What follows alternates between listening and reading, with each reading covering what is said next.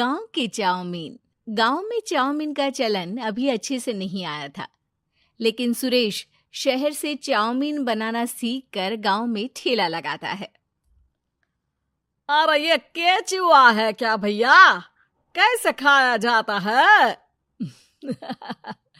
अरे नहीं, ये चाउमीन है। चाउमीन शहर में खाया जाता है। कितने की दे रहे हो सुरेश? 10 रुपए की प्लेट भरकर। तभी वहां शहर से पढ़ा एक लड़का आता है। जरा एक प्लेट चाउमीन तो देना। सुरेश उसे चाउमीन देता है। उसे चाउमीन खाता देख गांव वाले भी उससे चाउमीन ले लेते हैं और खाने लगते हैं। अरे वाह सुरेश भैया, कमाल की बनाए हो। 2 प्लेट मेरे बच्चों के लिए भी पैक कर दो। बस फिर क्या था, सुरेश का ठेला लगता है और चाउमीन खरीदने वालों की लाइन लग जाती है। तभी वहां से गांव का साहूकार होकर गुजरता है। और ये क्या भीड़ लगी है? लगता है झगड़ा हो गया है गांव में। चलूं मैं अभी तो मजे ले लूं। अरे कहाँ है, इतनी भीड़ लगी है यहाँ? लड़ाई हो गई है क्या? अरे साहूकार साहब, ना कोई लड़ाई ना हुई है। ये तो सुरेश की दुकान है चाउमीन की। हम लोग चाउमीन खाने आए हैं, आप भी खाइए ना। साहूकार चाउमीन खाता है और सुरेश की तरफ देखता है, जो सारे दिन के पैसे गिन रहा होता है।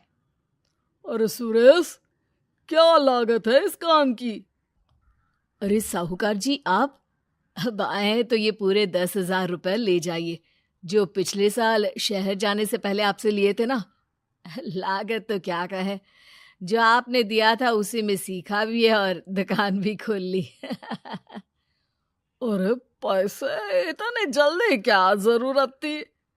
कैसे जरूरत नहीं थी साहूकार जी, इतना मोटा ब्याज कहाँ से भरते।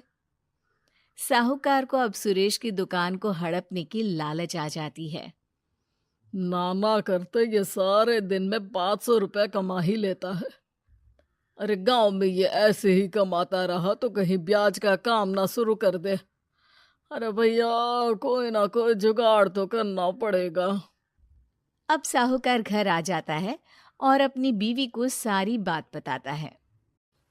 हाँ जी, ये तो मैंने भी सुना है कि सुरेश के हाथ की चाउमीन नहीं खाई तो कुछ नहीं खाया। अरे हाँ, सही ही कहते हैं। मैं भी खा कर ही आ रहा हूँ। अरे भाग्यवान है, कितना अच्छा हो ना अगर वो पैसा हम लोगों को मिल जाए। क्यों? हैं? हाँ, वो तो है, लेकिन कैसे? हम लोगों को तो चाउमीन बनाना आता ही नहीं है। साहूकार और उसकी बीवी अब रोज चुपके से सुरेश के घर जाते हैं और खिड़की से उसे चाउमीन बनाते देखते। अब क्या था, दोनों को चाउमीन बनाना आ जाता है। फिर एक रोज, और सुरेंद्र, तुझे साहूकारनी ने बुलाया था। बोल रही थी कि बेटे के जन्मदिन में 10 किलो चाउमीन का ऑर्डर देना है। बना दोगे ना? अरे हाँ साहूकार जी, मैं जरूर बना दूंगा। कब देना है घर में 10 किलो चाउमीन? अरे वो तो तू घर आकर बता कर लेना, मैं नहीं बता पाऊंगा। ठीक है, शाम को काम निपटा कर आ जाता हूँ। सुरेश साहूकार के घर जाता है, लेकिन वहां मियाँ बीवी मिलकर उसे बंधक बना लेते हैं। अरे मुझे क्यों बांध रखा है? मुझे छोड़ दो। आज से तेरा ठेला मैं लगाऊंगा और बहुत सारे पैसे कमाऊंगा। साहूकार एक आदमी को सुरेश की निगरानी में लगा देता है और वहां से चला जाता है। अगले दिन, अरे साहूकार जी, आप कब से चाउमीन बेचने लगे और अपना ये सुरेश कहाँ गया? अरे वो तो शहर गया है, उसका कोई काम निकल आया था। बोल रहा था कि जब तक वो ना आए तब तक मैं ही उसके ठेले का काम कर दूं। पैसे भी तो बहुत उधार ले रखे थे उसने। लगता है कर्जा भरने के डर से भाग गया है। अरे पर वो तो बोल रहा था कि उसने सारा कर्जा उतार दिया है, और वो क्यों भागेगा? इतना तो कमा रहा था। अरे मुझे क्या पता, अरे चाउमीन खाना है तो बोलो, नहीं तो भागो यहाँ से। अरे हाँ हाँ, दे दो दे दो। अब तो चाउमीन खाना पूरे गांव के लोगों के लिए आदत ही बन गया है। ना खाओ तो नींद ना आए। हाँ हाँ, तो लो और निकालो 50 रुपए।